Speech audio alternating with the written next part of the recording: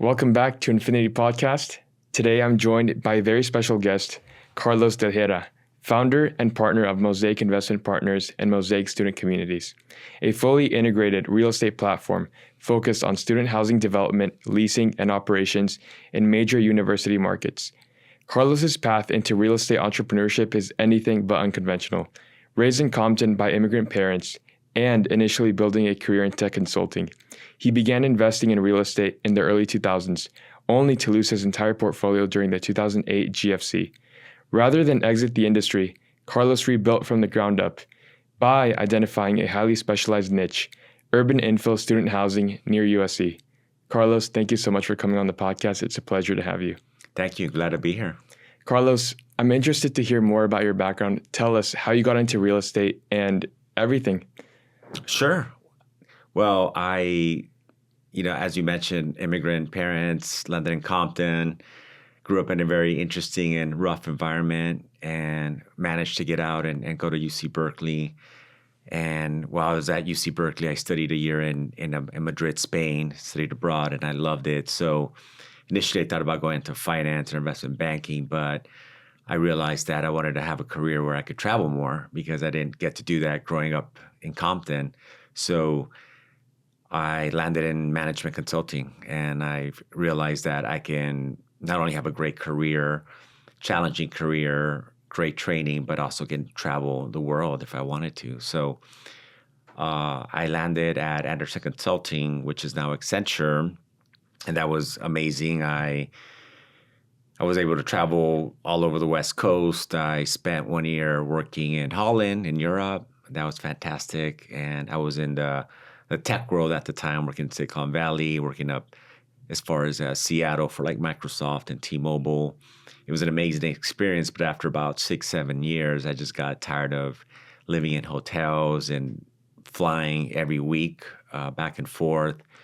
And around 2000, I read the book Rich Dad, Poor Dad, and that just really got my brain going in terms of possibilities, in terms of wealth creation. And around the same time, I was dissatisfied with the corporate lifestyle. I just felt that climbing the corporate ladder was not going to be for me. It was just, there's a lot of politics, and the biggest thing actually was realizing there was a ceiling on how much I can make, right? So every year we had our reviews, and if I was lucky, it was a 3 to 5% raise, and it just killed me. I just felt that no matter how hard I worked, there was a cap on the income I can make. So I wanted to take control of that, and I realized that real estate was a way to wealth creation. It's a simple business. It's not easy. There's a difference, but it's a simple business. And I felt that I could do it. And the book Rich Dad, Poor Dad by Robert Kiyosaki laid it out in a way that you can easily understand, that anyone could understand. And I just said, I can do this. And so around 2005, I started buying real estate on the side. And at the time, I had a different strategy. And I spent a lot of time educating myself on real estate and the strategy, and I read a lot of books, and I did a bunch of seminars and did training. So I was really prepared going into it, and the strategy at the time was equity appreciation. That's what I wanted to do, and I felt that, hey, if I buy a handful of properties, have a few $1 million in total asset value, and they appreciate 3 to 5% a year, I mean, it's a nice growth strategy. And so between 2004 and 2008, I accumulated a nice little portfolio across 3 different states, a few $1 million, and everything was going great according to plan. Then the Great Recession hit and the mortgage meltdown. And one day I was just looking at my balance sheet and just looking at the value of my properties, and I just realized I was like $500,000 underwater, and just kind of came out of nowhere. It's like a big tidal wave just hit me. I think like a lot of people at the time, they didn't see it coming. So that was a big kind of rude awakening for me, and again, I had a plan. I felt like we had the right strategy, and it just imploded on us, really. So I woke up one day and I was just like, what happened? Felt like we had a solid foundation that we were building, and next thing it's just big crack in the middle. And Wow. that was around 2008. That's really interesting.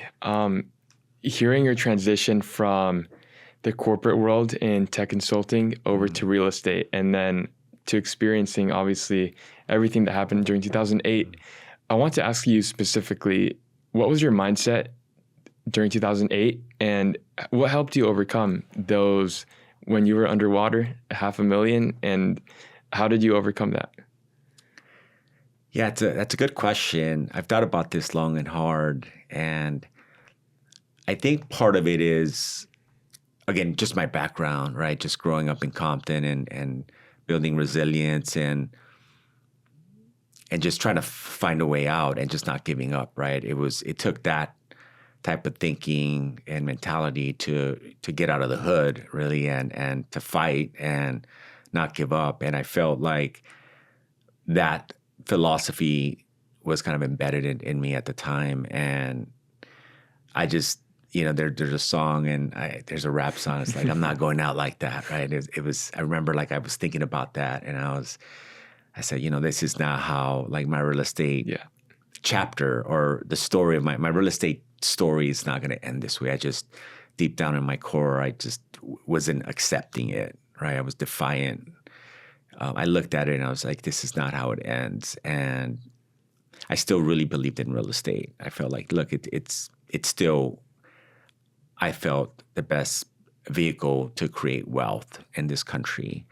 And I just said, you know what, there has to be a different way. So I just reevaluated my strategy, and I was like, okay, look, equity appreciation worked great for a long time, but if you're not positive cash flowing from like day one, you're kind of putting yourself at risk, right? So I reevaluate my real estate strategy, and I kind of went back to Robert Kiyosaki, right? His book talks about just being able to cash flow from day one, buying real estate assets where, cash flow is the most important thing.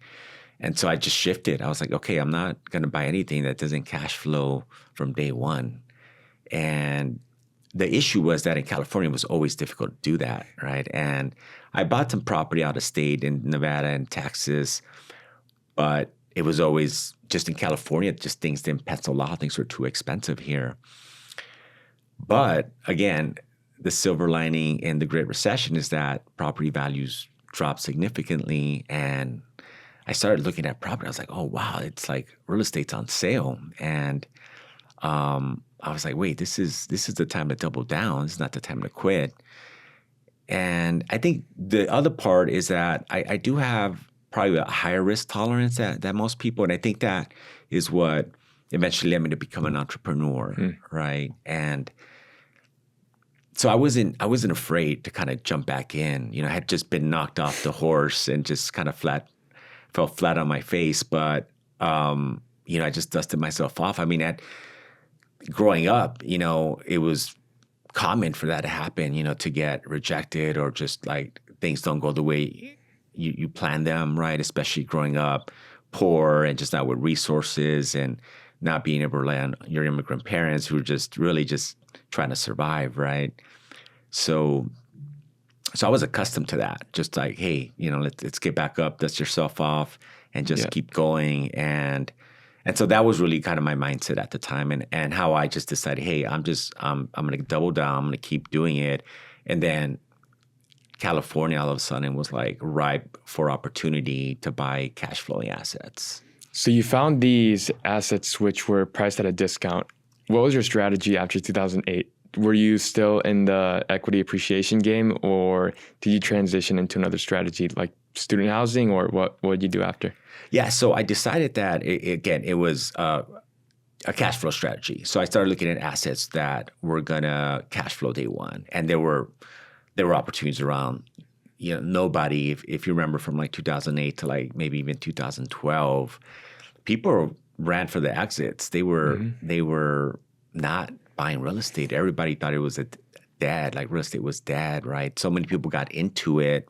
And there were a lot of people who got into it that didn't really know what they were doing. So I just went back again to look at the numbers, and the numbers tell you what to do. And so I saw a lot of opportunities, but around this time, I kind of had one foot out the door of corporate America. I had now moved over to Yahoo. So I was working with Yahoo in Santa Monica, and I met my current business partner, and we started talking about just starting some company, any company. We didn't think it was going to be real estate. I thought I was just going to keep doing real estate on the side. But then he stumbled onto an opportunity at USC where he met someone who wanted to buy a property for student housing for a group. He was a student at USC, and he's like, hey, I can't afford to buy this property. I don't have any credit. Can you help me out? So my business partner did the one property with his friend, and he showed me the numbers, and I was kind of blown away by them because they were just staggering. Like the cash flow was just staggering. This is just like on a $500,000 house at the time. I think it was close to $4,000 in passive income, monthly passive income. And so he and I were talking, and then he said, hey, do you want to do this? Want to jump into student housing? And I was like, absolutely. Because even though I was looking at other asset classes like apartments and multifamily projects, the cash flow that student housing generated was just like far exceeded any other asset class that I had looked at in California. There's a lot to unpack there. Student housing, it's extremely operationally intensive. And even though it cash flows from day one, there is a lot that goes behind it, and a lot of people don't recognize that. So I'm curious to ask you if your strategy has changed from inception when you first started working in student housing to what it is now with Mosaic Investment Partners and student communities. Our strategy was, to be honest, it started with, hey, let's make enough cash flow to replace our income from our jobs. I mean, that was really the strategy from day one. We didn't have a bigger plan or vision or a business plan. It was just, let's buy one house at a time, and let's, just build our residual passive income, just one property at a time. I mean, that was really the extent of our strategy. So we did that. And again, the challenges that we ran into at that point was, even though there was a lot of opportunity, we saw a lot of opportunity. There were so many houses around USC at the time. The banks weren't lending, right? So then we quickly had to pivot and go out and raise money from friends and family. So that's how we were able to kind of, just one house at a time, just keep growing, or a couple at a time. And it just, from there, just steadily grew from, we got to 10, then 20 properties, and then we did 1031 exchanges, and then we started building a team. And, at one point we looked at maybe outsourcing the property management, because student housing is very operationally intensive, and I'm sure we'll get into that. But, next thing we know, we had 50, 100 students. Wow. And then we decided, we did go and interview a few property management companies, but we said, you know what, we should do this ourselves, because this is, it's all about the property management. As I think in most real estate assets, obviously property management is super critical and important, and it makes or breaks your asset. But in student housing, I think it's even more important. And we can get into kind of the differences in the operations of student housing. But that was really, our strategy didn't really change. We just decided, hey, we're going to manage on our own, and we're going to just, vertically integrate and do everything ourselves, because we had just more control over everything. And I think in a niche like this that is very operationally intensive, it's critical for you to kind of become an expert and kind of go deep in this niche of real estate, and to build your own team and just kind of have control over that. Because as we can get into, I mean, the leasing cycles are different. You're turning a bunch of beds like in the summertime when students move out. So it's just a different animal, and we weren't comfortable handing that over to somebody else. Well, let's dive more deep into that, because I was going to ask you a question on vertical integration and the benefits that it provides, obviously, for a student housing developer. tell us about the different cycles of your students and the operational intensities that come behind student housing and what you have faced. Sure. Yeah, so student housing is just a different animal. It's, if you look at kind of spectrum of operational intensity, you have your typical like single family home or apartment complex more on the less operationally intensive. And then on the more intensive, you have like hotels, right? And then maybe like Airbnbs where you have turnover at the hotel. In the hotel business, like every day, right? So that's like super intensive. And, Airbnbs are more like every other day or every week.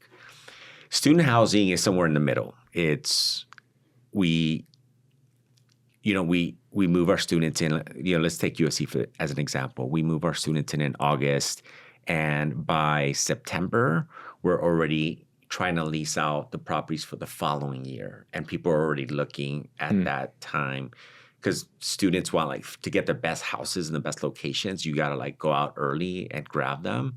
So you're leasing like almost a year ahead of time, like 9 months ahead of time. So your leasing cycle really never ends. So, and then you can be leasing through the entire year, right? So really, you're really only not leasing like your entire portfolio, like maybe a month and a half out of the year.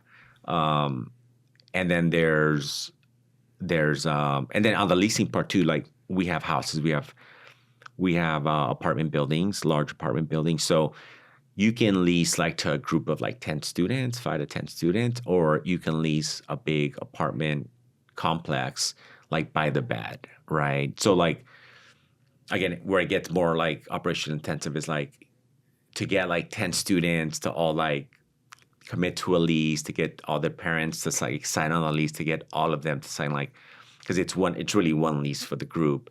It's like herding cats, right? To get them all to sign and to finish out the lease and get their parents to co-sign and guarantee the leases.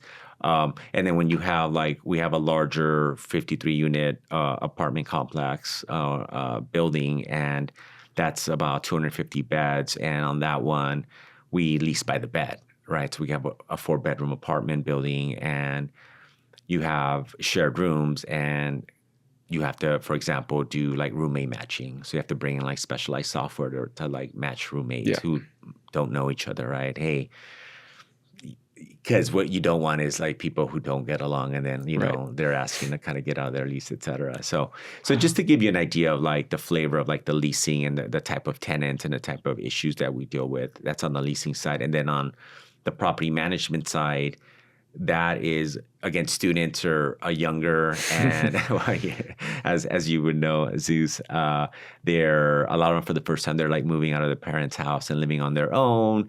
So, there's a training component that goes with it on the property management side. There's a lot of dishwashers that get broken, garbage disposal that get broken. But, I know sometimes it gets a bad rap, like, hey, college students, do they destroy your homes? Not necessarily, some groups are better than others, but when you do turn the unit, it's mostly like painting, touch-up painting, and a lot of cleaning, because unfortunately we don't, college students don't always like to clean their rooms for the entire year, their kitchens or their bathrooms. And then, again, we have almost like 1,000 bed portfolio at USC, so I would say like our renewal rate's like 30 to 40%, right? Or 300 to 400 students. So 600 beds we have to turn like in the summer every year, like within like a 3-week period. So again, with traditional like multifamily, right? People, you have like, let's say you have a 20-unit building, one person might move out like on one given month, and then another person like a few months later, right? But so your turn is like sporadic, whereas in student housing, it's all like just happens in like one short time frame. And so you have to have like the staff to do it quickly, to turn the unit quickly, to get people out to inspect the unit, to paint the unit, to clean it, take pictures, and then get the new group in all within like 3 weeks. And again, you're dealing with like 600 beds. That could be like 100 units.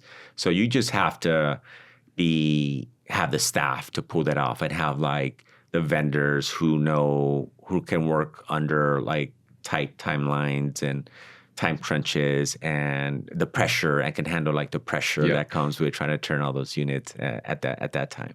Talk to us more about your site selection strategy and why USC in the first place, and the difficulties that you have had with some of your recent acquisitions or developments.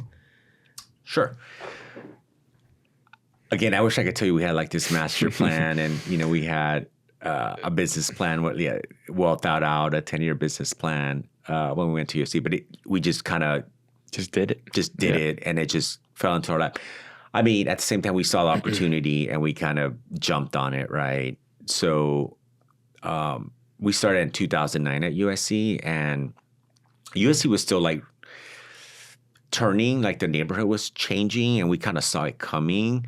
And they were building like this big village in the center of campus, and we felt like that was going to really bring a lot of students back to wanting to live near campus, because USC historically had the reputation of being more of a commuter school. People lived in downtown, they lived on the west side, and the neighborhood could be not as, or a little bit dangerous at times, right? So, but that changed completely around that time in the 2010s.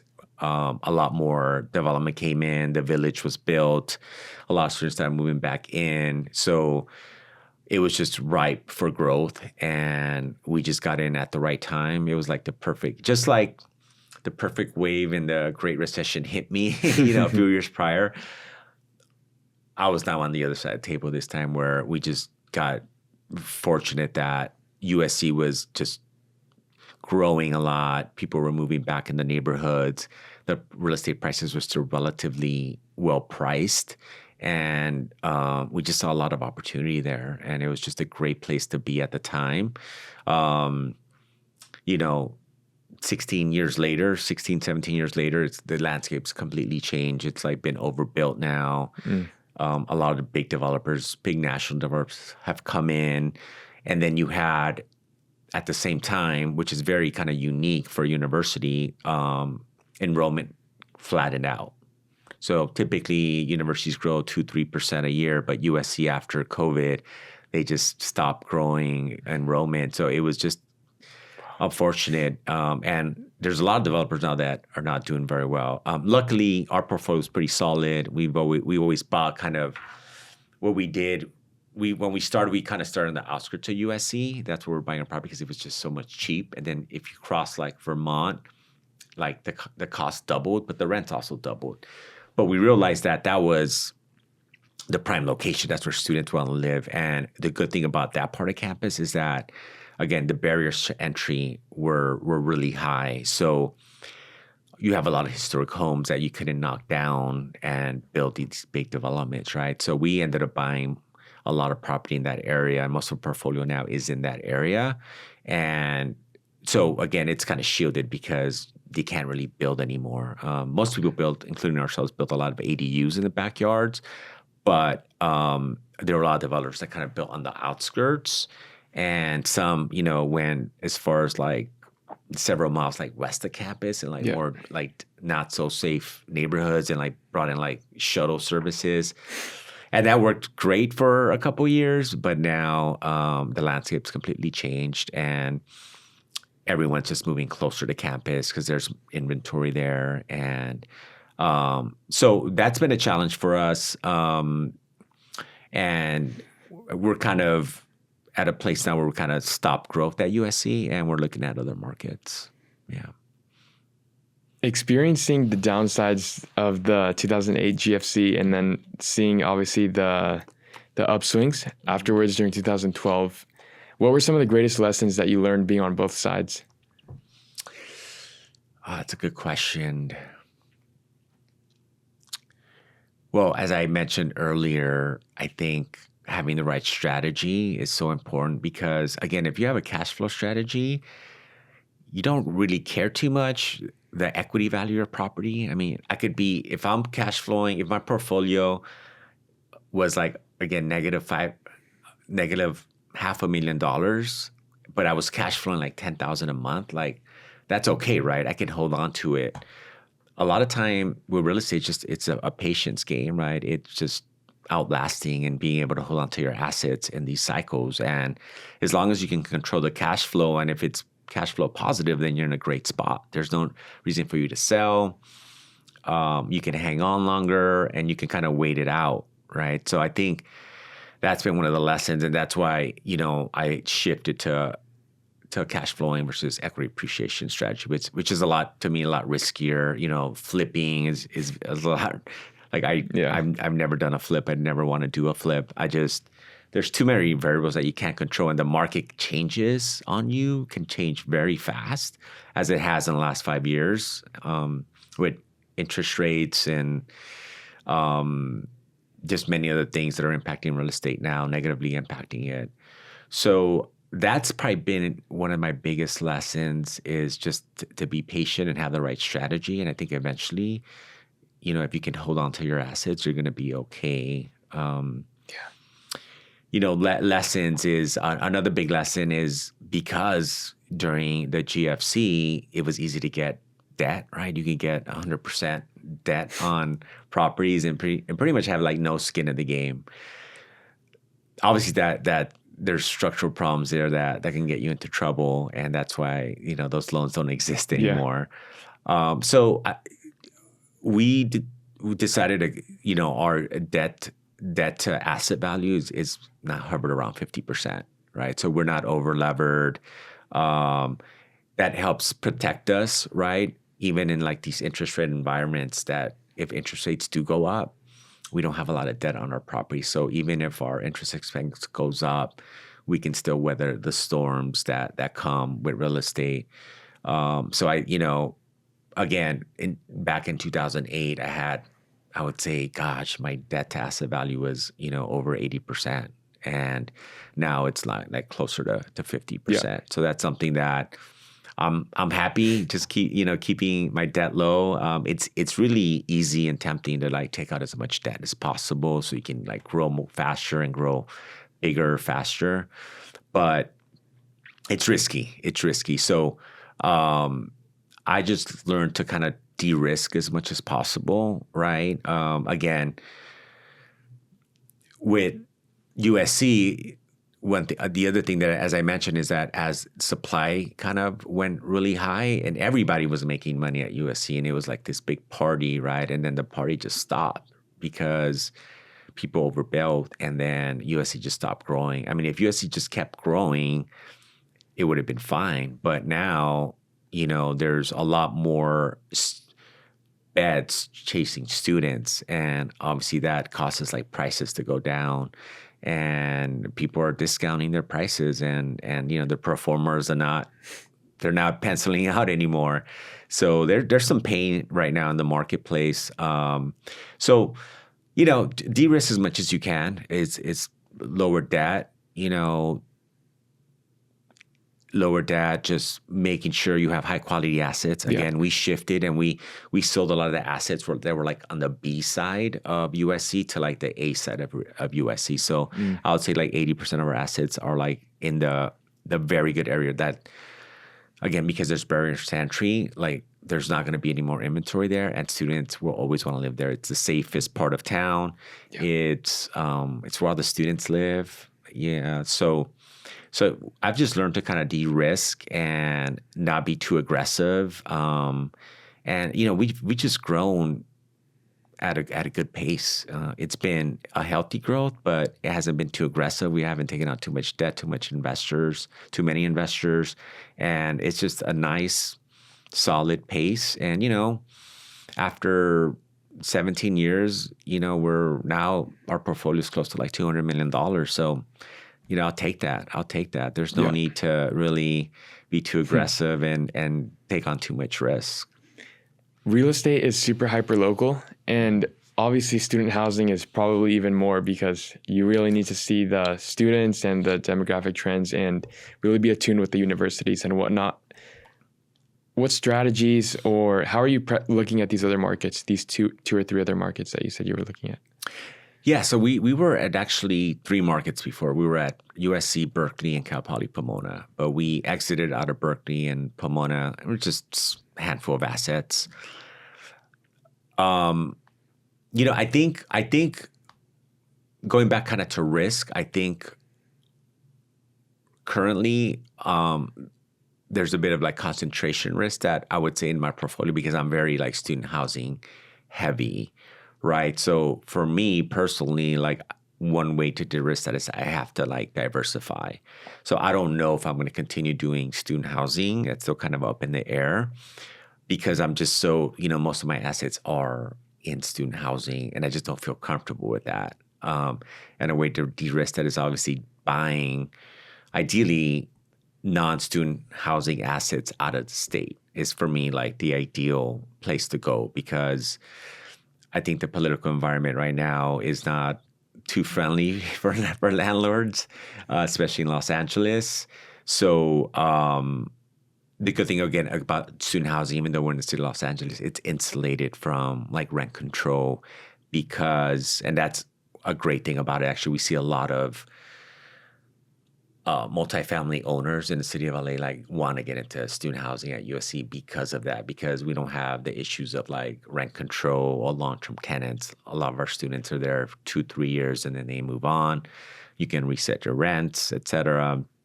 So for me, I'm really kind of it's a reset year for me. It's how do I diversify and de-risk and look at other markets and other niches in real estate, really, apart from student housing. Yeah.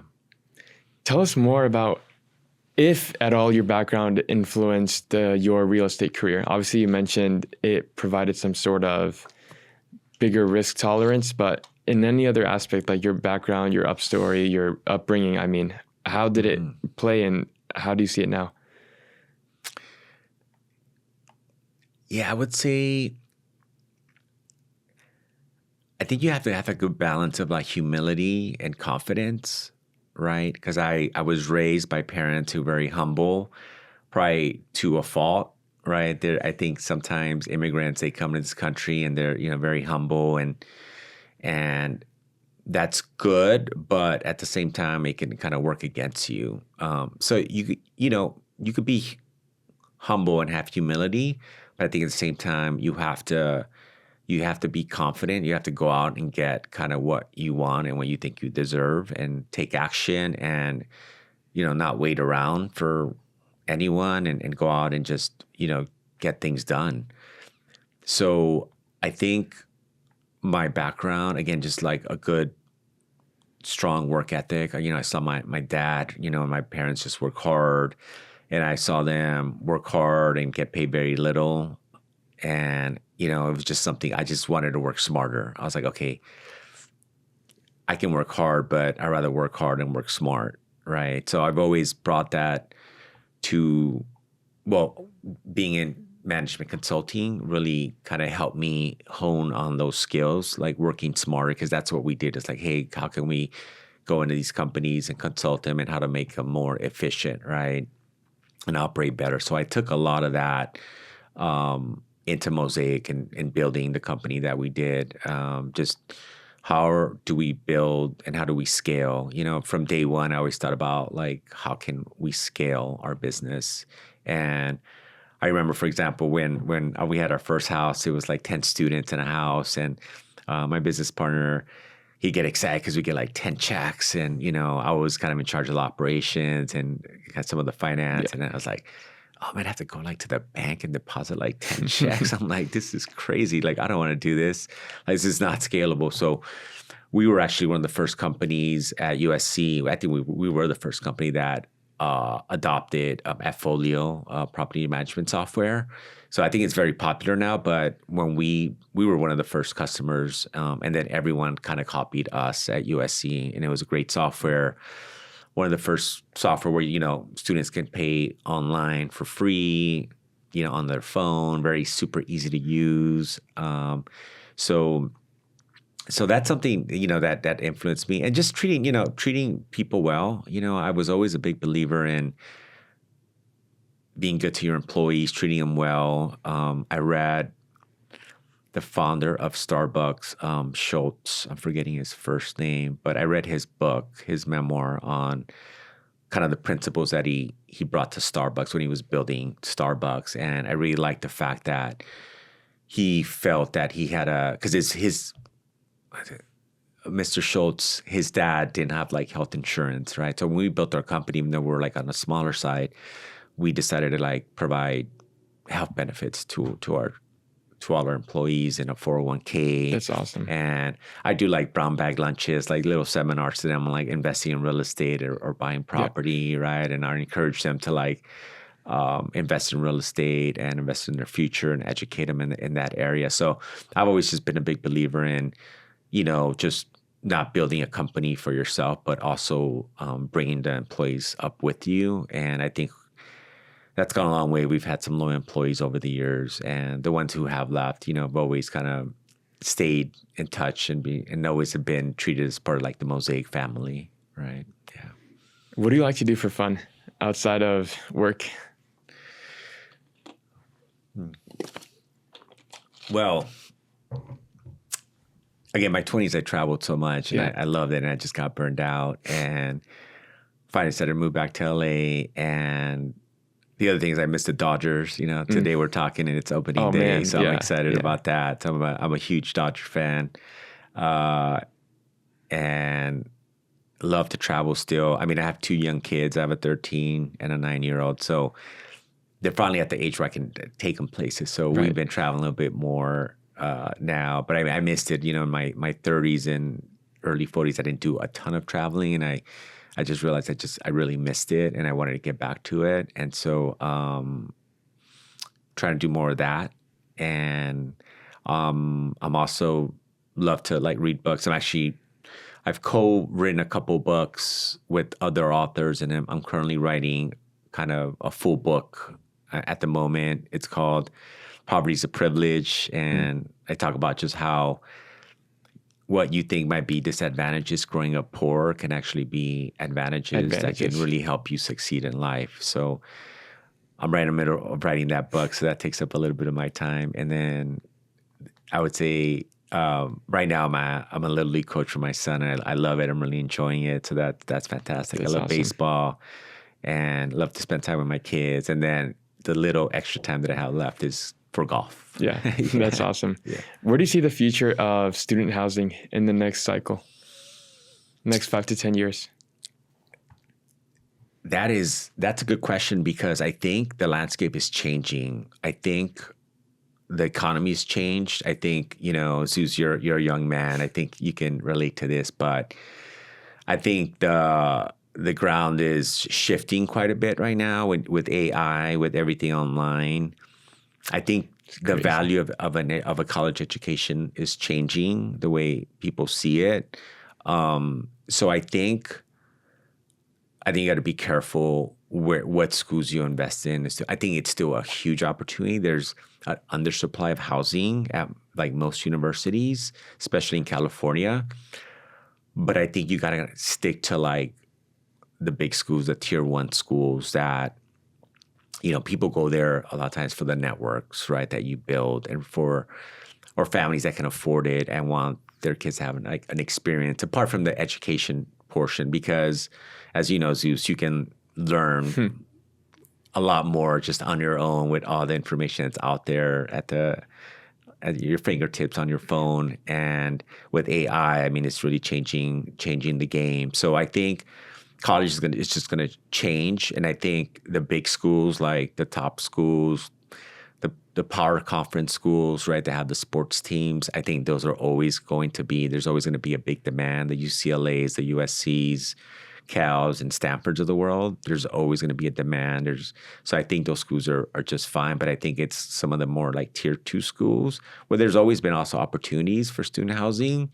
I'd be kind of careful, because I think in some of those schools, the enrollment's kind of shrinking. And, we even saw it at USC, but I think that's going to be temporary.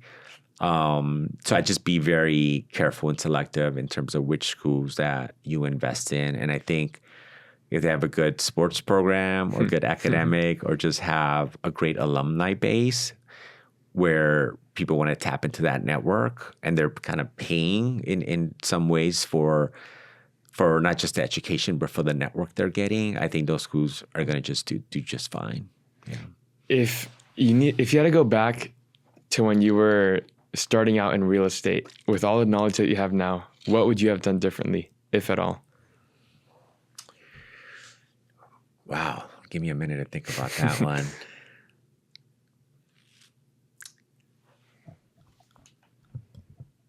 I mean, I think I don't have too many regrets, honestly, in life. I try to live my life with little regrets. I always try to, I do things, I try things, and I'm fine failing. I don't have a problem. I'm not scared to fail.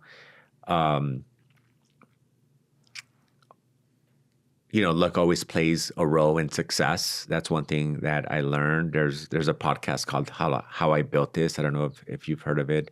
Guy Raz is on it, and he always had a question at the end. Said, "How much?" He'd interview all these like very successful founders, and he'd always ask them at the end, like, "How much of your success can you attribute to luck, and how much of it was like to talent and skill set and all that?" And it bothered me at first because I was like, well, I don't think any of my success was luck, but now I know that there's definitely a luck component of it. I mean, you got to put yourself in position to be lucky, of course. If you sit around at home, you're not going to get lucky, right? And do nothing. I mean, you're just not going to cross paths with opportunities that could be considered lucky. And I was very fortunate to, have met my business partner in 2008, 2009. We're fortunate to come across the USC market at that time. I would even say I was fortunate to go through the Great Recession and just learn, take all the lessons from failure, which provides the most lessons.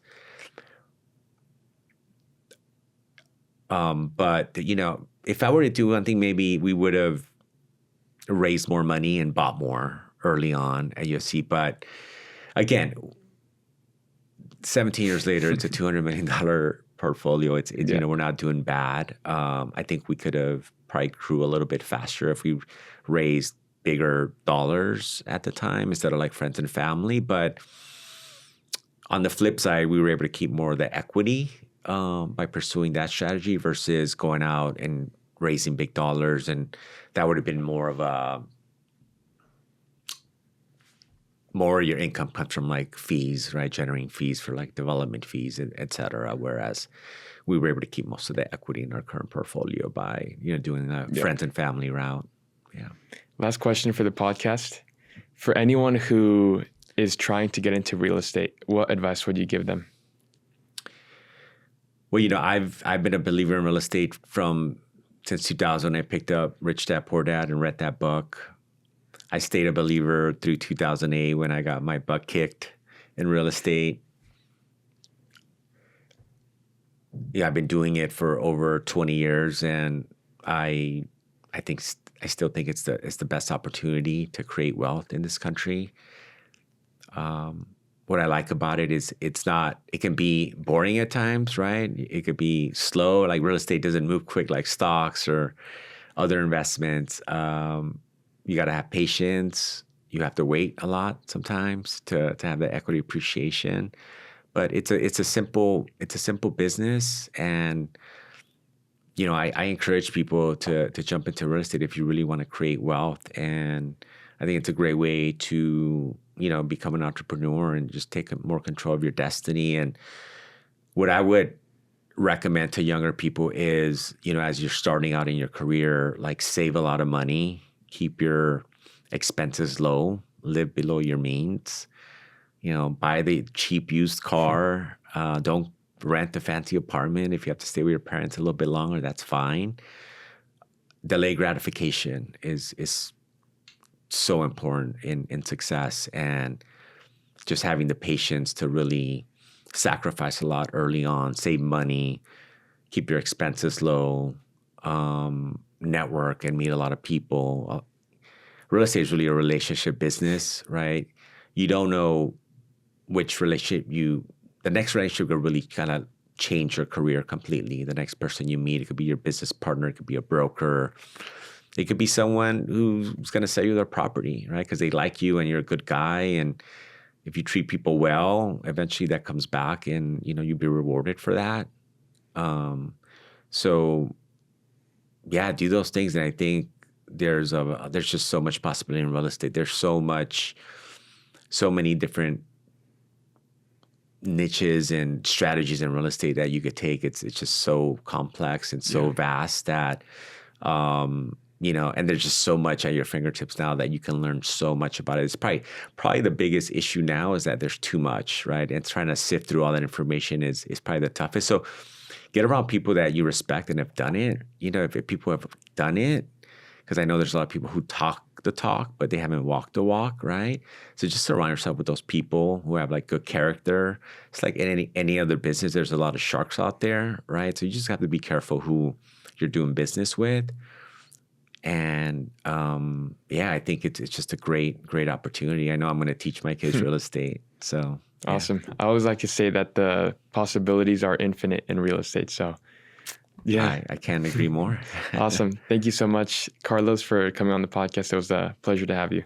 Thank you, Zeus. Pleasure to be here.